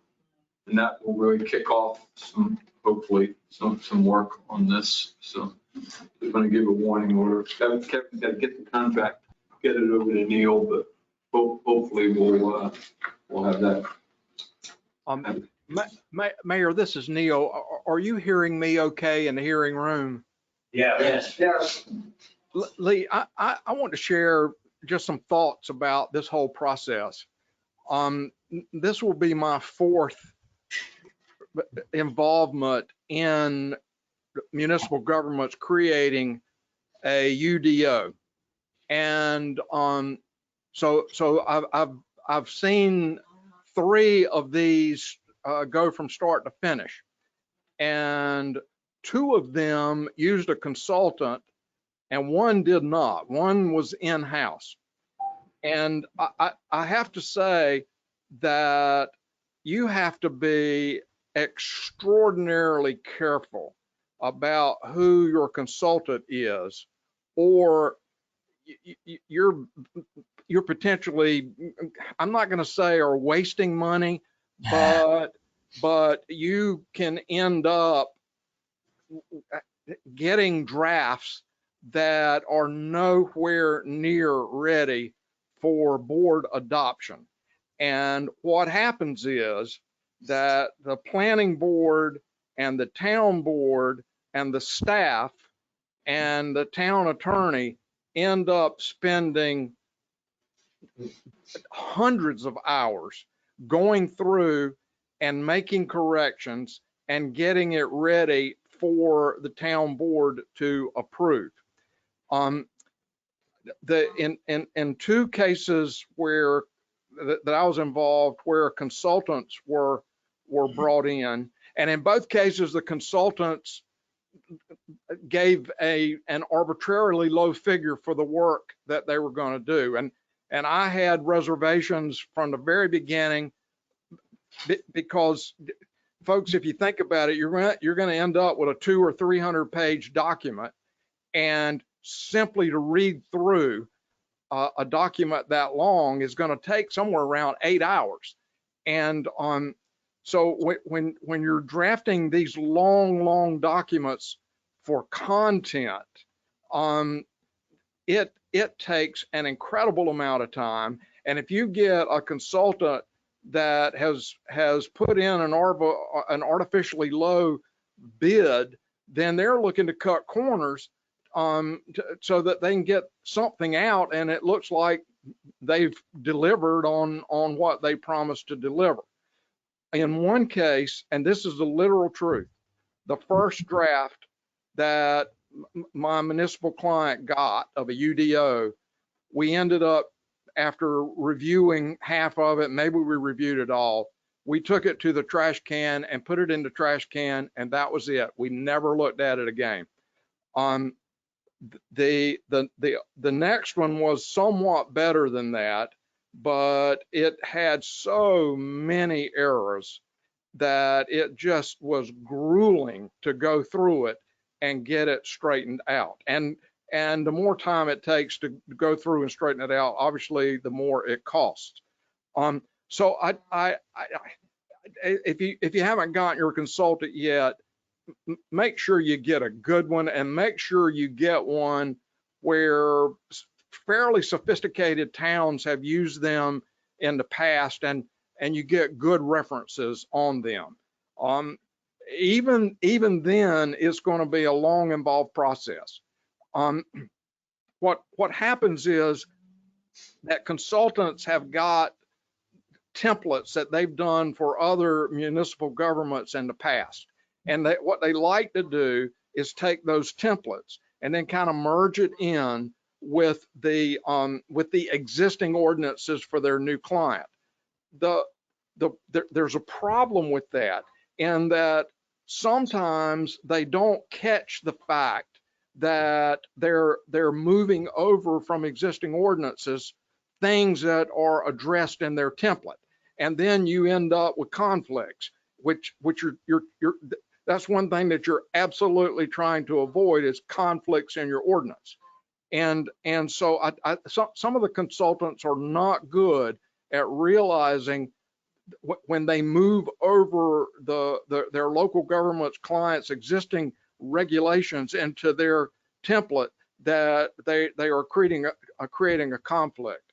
And so I look at the folks on the list that you have just appointed, and I just know that they are in for about a year of long, hard work.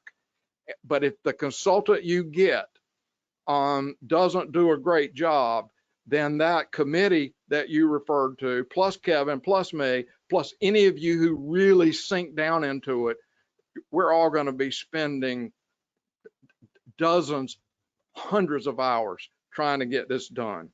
Now I want to tell you my good experience. One out of the three, it was done in-house by a very competent planner, and that was a good experience from start to finish. It did take a long time. It took more than a year because all planners are busy. They are busy people, and it's hard to set aside the amount of time that it takes to do one of these things. But I'm not trying to frighten you. I'm just trying to let you know what could happen and what will happen if your consultant is not just first class. So that's what I wanted to say. Thank you. Thank you, Neil. Good advice. Appreciate it. Does anybody have any comments or questions for Neil on that? Sure hope that Kevin runs the names by, that he's looking at by you, Neil.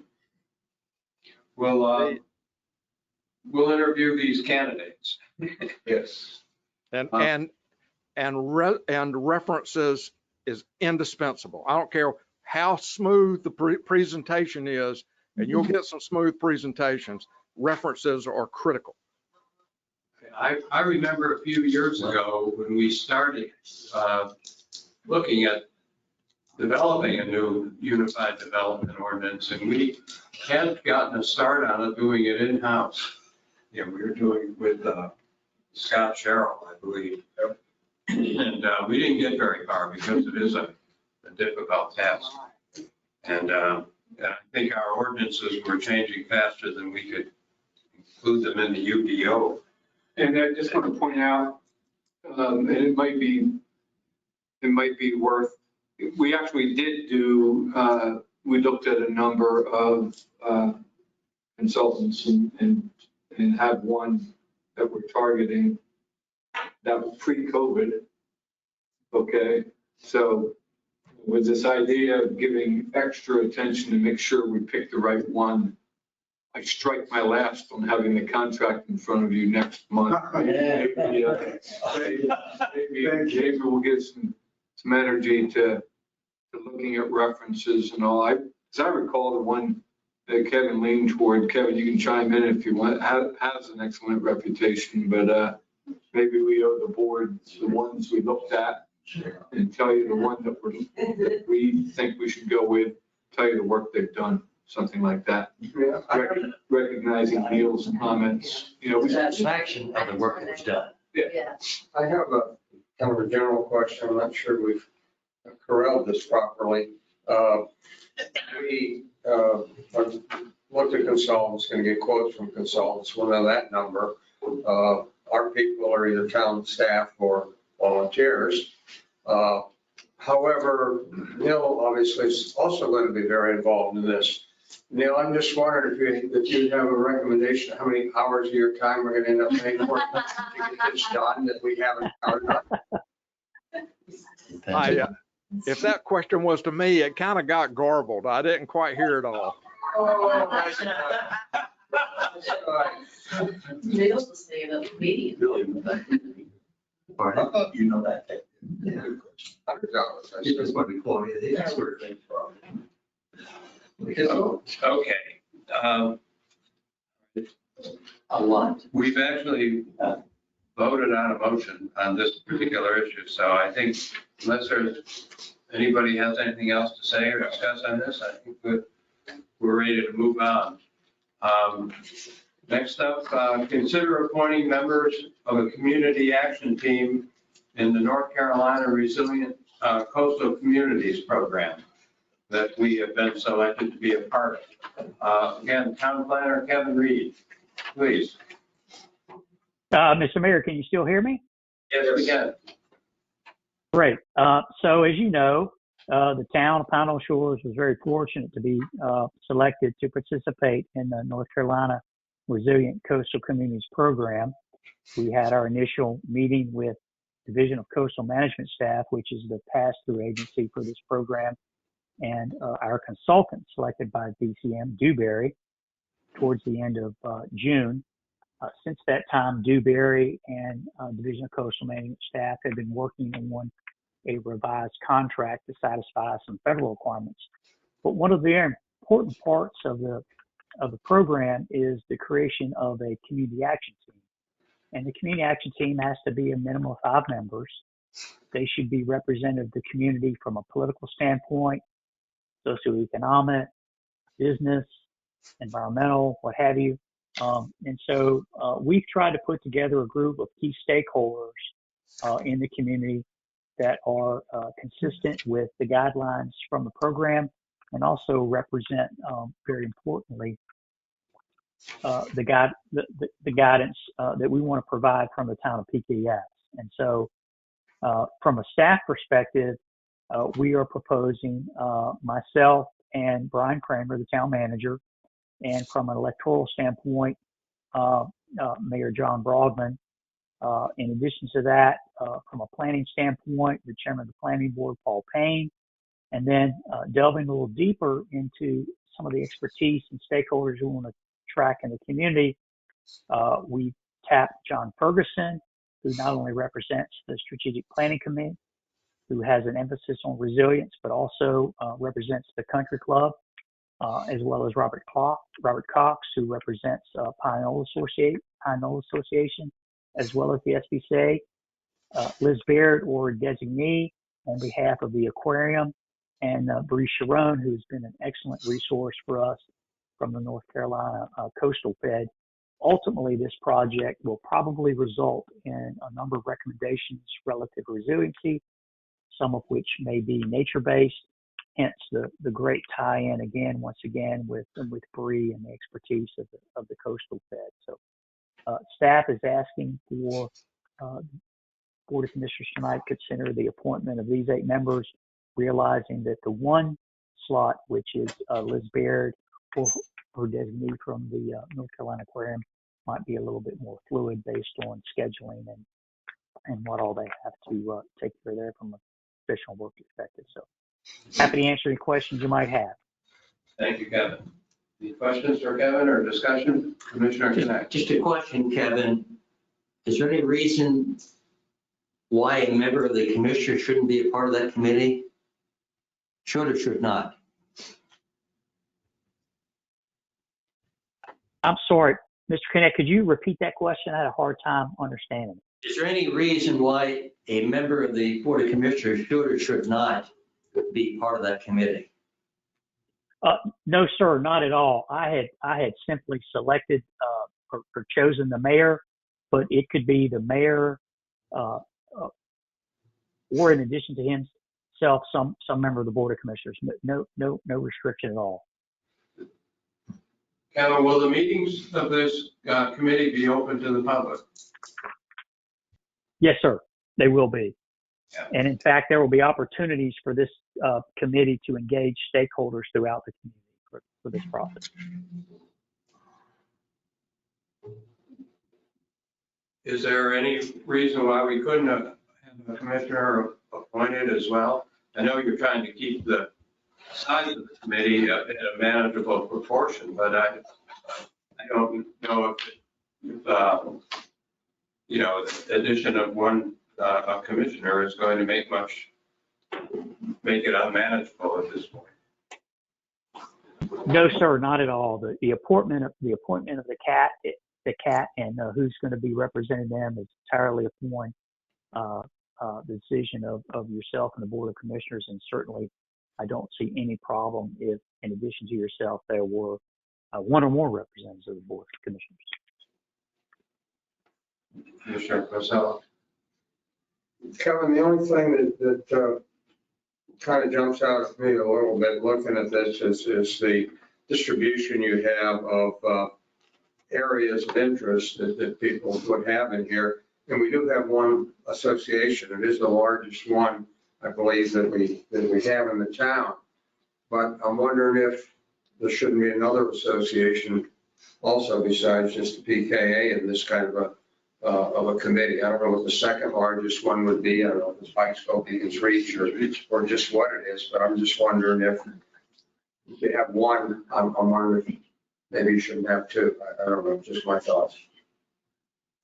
Commissioner Casello, that's certainly a good thought, and if the Board of Commissioners feels like it would be better to represent a little bit broader range of folks in PKS by adding someone from another Carpenters Association or whatnot, that's certainly not a problem. We have Commissioner Connect, be the commissioner, he can represent Beacons Reach as well. Do both. Sounds great. Two for it. I move we add Commissioner Connect to the list and move the appointment of those 9 people. Okay, we have a motion. 9. We have a second. I'll second. Okay, any further discussion? Those are the people on page 34 of this memorandum from me. With the addition of Commissioner Connect. Yes. Right. Wearing 2 hats. Okay, all those in favor, say aye. Aye. All those opposed? Okay, it's unanimous. Okay, the final item of the Thank you, day, Mr. Mayor. except for public comment, is the budget amendment, please. Julie. So looking at page 36 of your agenda packet, and I referenced this a little bit earlier when I was talking about fund balance, but this budget amendment accomplishes a few things. One major part is some capital projects that were not completed at the end of last fiscal year, and so we're rolling over into this fiscal year. And those include the EG grant project, which is the Acorn Court situation, door replacements and locks, and then a number of water fund capital projects that are rolling over. The remaining parts of the amendment consist of an HVAC repair, public safety building, mobile pump repairs, the repair to the Myrtle Court vault pipe, professional services for the FEMA consultant, and that will eventually be reimbursed by FEMA, but right now that's going to be pulled from fund balance. I also have this budget amendment, the board room TV replacements, if the AV person determines that they are shot, or maybe there's just something we don't know, because we're not AV people. And that is about it. So the general fund and water fund, with an appropriation fund balance, and Brian had asked on the sidewalk subject, our undesignated reserves as of June 30 is like $1.4 million, I believe. I'll have my paper over there. 1.4, yes, it is, in undesignated. Any questions? I move we support budget amendment number 2. Second. Any further discussion? All those in favor, say aye. Aye. Okay, all those opposed? Unanimous. Okay, moving right along, that brings us to the second public comment period. Charlie, do we have any public comments? No public comments. Okay, thank you. Next item is the mayor and commissioners reports. And I would just, before we talk about COVID and the Delta variant, I would just like to say that the History Committee, in particular, Joanne Ferguson, has done a remarkable job of putting together 2 very thick notebooks that document the history of beach nourishment in Pine Knoll Shores. That's one book that she's been working on for some time. And the second one is a documentation of Hurricane Florence. and everything that day, complete with wonderful photos. And they're, right now, they're in this history committee room right here, and 2 very thick binders, and they're easily accessible if the commissioners want to go in there. But I think they're such good pieces of work that I think at some point we might want to consider doing maybe a limited edition publication, like 10 copies of them or something like that, because I think they're really a tremendous job. And I think the History Committee and Joanne Ferguson have done a great job. I looked at it yesterday, and I was really amazed. That's all I have on that one. But on COVID, right? Yeah, so we put out a note last week via social media, and it's nothing we all haven't heard with what's going on with the Delta variant. So yeah, I recommended to John, at least for this meeting, and then we talk about it at this meeting, that we go back to just the 9 of us, who we all known vaccinated folks. And I think the board should at least consider right now some discussion on, I hate to move backwards, not forward, but you know, everything you're reading about this Delta variant is bad, to include the ability to impact vaccinated people who can then carry it to unvaccinated people. So what my recommendation would be that all of our subordinate groups, planning board, board of adjustment, strategic plan, all of that, until John made a good point, until we go over the hump. Right now, the rise is still going up, and maybe that be our marker. And John, you were talking about the time frame. That may be, and I'm not sure. But until this Delta variant thing levels off, I just don't think the juice is worth the squeeze. The risk is worth it. None of us like online meetings, but you know, those meetings tend to get attendees from the public. We don't know vaccination statuses. So that's my recommendation. It's just not worth the risk. Yeah. And the other thing is, John also brought up, good time of year to have outside meetings. And it's hot, mosquitoes are bad, got it. But you know, we could set up a nice little setting out back, flagpole, maybe do some spraying, put some overhead tents back there, something like that for our small group meetings, like history committee, shoreline, so on and so forth. History committee, we want to have it apart. Yeah, a lot of groups already, we're doing it outside anyway, but that'd be my recommendation, that we go back to that. Are you saying that who are like the planning board, strategic planning committee, and those, if they're under 10 people, could they still meet in here socially distanced and wearing masks? Or my main concern, based off what I'm reading, is opening these meetings up to the public, where you have unknown numbers of unvaccinated people coming in. If you know, the approach we took with all of those before would be, we asked the chairpersons, Paul Payne, John Ferguson, and such, to ask their unvaccinated members, and I think they're all vaccinated by now, that whole crowd, to attend online. We could do that. I mean, we're doing it here because we all know we're vaccinated, so we could do that. Neil, is there anything to preclude us to allow our subordinate boards and commissions to meet, but require the public to go online? I think we can do that for those groups, just like we're doing that right here now, correct? I think what you're doing is fine right now, as long as there's a governor's declaration of emergency out there. And there is. I listened to his brief the other day. It's still in force.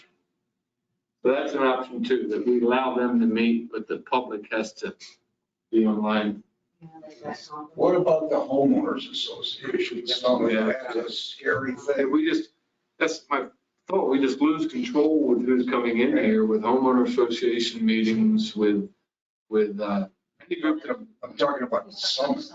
well, some. Yeah, 27. Yeah, I talked to Kevin about that today. I think we should do it, and I think we should have it outside without food, have some bottled water that we hand out. And I hate to do that because that's a great opportunity to get word on sand fences and water projects and sidewalks to groups that don't normally engage with us. But I would not have a meal in here with 30 people who we don't know. So I told Kevin today to stand by for a pivot on the summit to be something like that. And matter of fact, he's ready with an email tomorrow to go out. If you do that, you show, I would assume, space things for social distancing. Yeah, of course. Yeah. Julie, please. So, putting groups in, and I would assume if we're going to have our committees meeting like we are, if you're vaccinated and if you're not, participate virtually. In addition to that, any HOAs, at summertime, when we reopened up, HOAs were filling up our calendar for annual meetings or meetings in this building. I would say we would then want to not have those taking place here. Another thing that comes up in addition, so aside from meetings, is this building and the daily operations of the public coming in here. In talking with my staff over the last couple days, I have not noticed, granted taxes are going to get sent out and all of that stuff, and that does sometimes create traffic. Since we reopened town hall to the public, there has not been a rash of people coming in. Which then leads me to, how do you go to the store and you go, okay, wear a mask if you're vaccinated. Well, we don't know if they're vaccinated or not if they come in here without a mask. It would be my recommendation that we perhaps, and you and I haven't necessarily spoken about this, so I apologize, but we've been busy, that perhaps we go back to Mass. to the, or we go back to not having town hall open to the public. You make it, do like we were doing prior to, I don't even remember when we reopened up to the public. Do what we were doing prior to that. Would you make an appointment with Kevin or make an appointment with? Yeah, just like make an appointment, you can drop off plans, which to be perfectly honest, a lot of the contractors are doing anyways and not coming up. There are some that have come in for a permit that hasn't been a lot. And I think just opening up that risk to employees who were all vaccinated in this building, but still, as Brian said, we can carry it to somebody else. And I just, as whatever phrase you just used, the pudding or something, I don't even know. I'm not sure what the phrase you just used about the phrase. I'm so many. I just don't know that it's worth it to have town hall open. Squeeze, that's what it was. Oh, the juice isn't worth the squeeze. That's what it was. There was no question about it. The juice isn't worth the squeeze. Anybody have any reaction to that suggestion? No, I think it would be fine. That's de facto happening anyway. Staff isn't bringing people back there unless he or she's a known person. We're meeting in here. We're in, so that really won't be much of a pivot.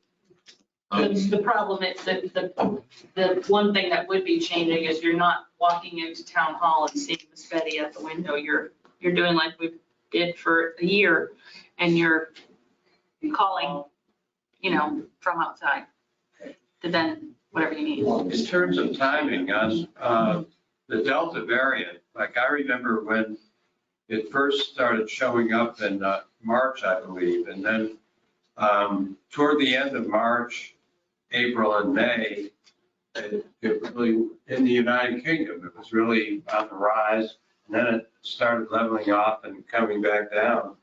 And they reopened in the middle of July, pretty much. So it was, roughly about a 4-month period of time. Now, I'm not saying that we'll exactly follow that trajectory or anything, but India went through a somewhat similar kind of pattern. It got really bad for a month, 6 weeks, and then it tapered off again. Indonesia's like in the midst of a major outbreak right now. So is Japan, as a matter of fact, still. So we don't know, but I mean, I think for the next few months, it pays for us to really be cautious and see where this is going. There was an article in the local paper tonight that said over the last, I think, 3 weeks, Carteret County's had a 407% increase in COVID cases. So I guess it makes sense to be, a little bit cautious and prudent on this. Okay, so are we pretty clear on what we're going to do now? Yeah, I'm just going to summarize it to make sure we're going to, this won't be popular, but we're going to cancel all homeowner association meetings in town hall. Hopefully, majority of them are over. We're going to require appointments to meet staff, which is going back to what we've done.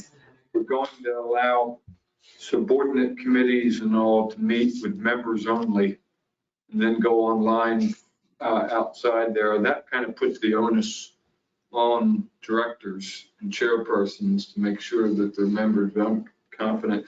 And then the homeowner summit will make that outside as comfortable as we can make it, just maybe some bottled water or something like that rather than a meal. So our committee, so our committees would meet, but if they are not vaccinated, they're to participate virtually? Yes, and the public has to be online. Yes. Yeah. I'm wondering with respect to the homeowners summit, it maybe would be wise to put that off a month or two. Most of those people, I think, that came look forward to the meeting and the socialization they had in here. I just question how many people you get showing up to stand and listen to someone.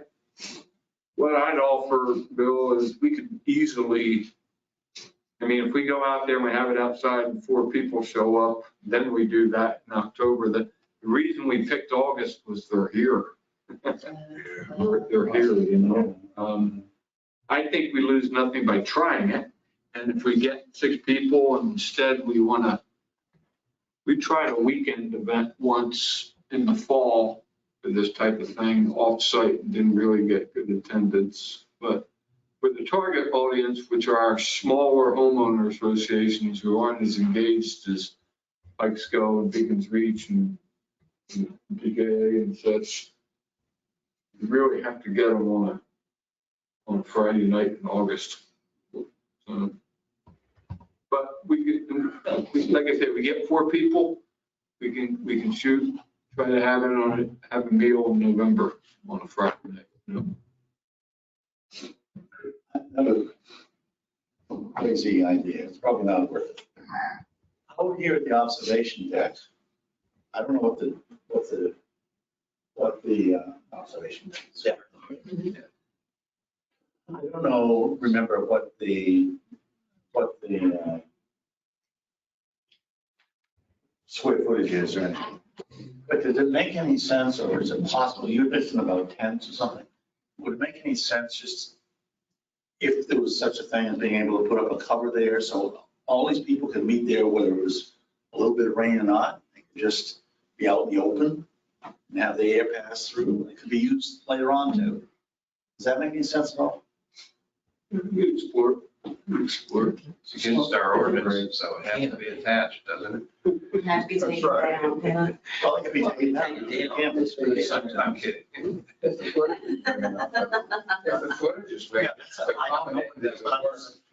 it's an average size, it might be something that could be easily done and therefore accommodate the homeowners associations, these small meetings.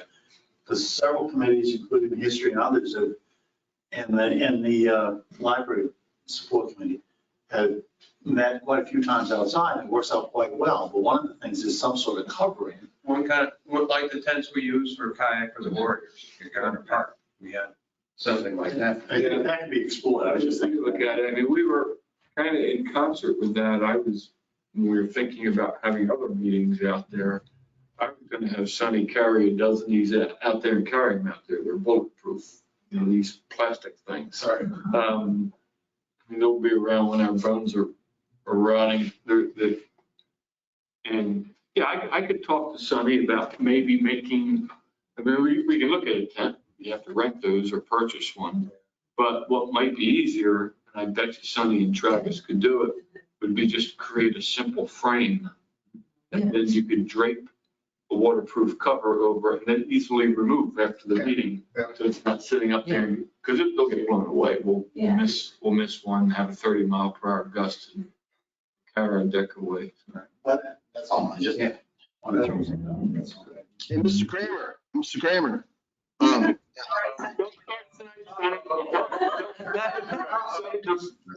Yes. Hey, Mr. Kramer, if you go look at Orange Steamer, we put a pole thing up over there. Check it out. Orange Steamer, they built a semi-permanent, it'll be taken down after the summer. The semi-permanent for the beach. Exactly. Yeah. I never, just realized how big it needed to be, but that thing's really sturdy. Check it out, okay?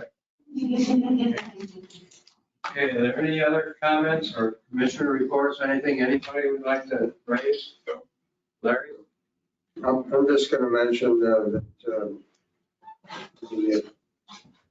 the Coastal Federation had given the Pelican Award to the town for our stormwater project on the east end. There was a meeting Lewis went to where they presented us. They actually gave us the bird, but it wasn't a pelican. It was an oriole, wasn't it? Oriole. It would have a large plaque, a very colorful bird on it. It's a bunting, I'm sorry, it's special birds, rainbow bunting, and then we'll notice on the bottom. But we, at that meeting, there were several towns and groups that had received awards for their dedication to the environment and conservation and the things they did. And it was very interesting, and ours ranked up there real high with what I consider the most, significant projects that got accomplished. Did Sonny have a good time? Was that jaded enough? All right. Voting against it in June, accepting the award in July, that was really good. Must be election time. Ooh. Okay. At this point, I'd like to entertain a motion to adjourn, please. So moved. Second.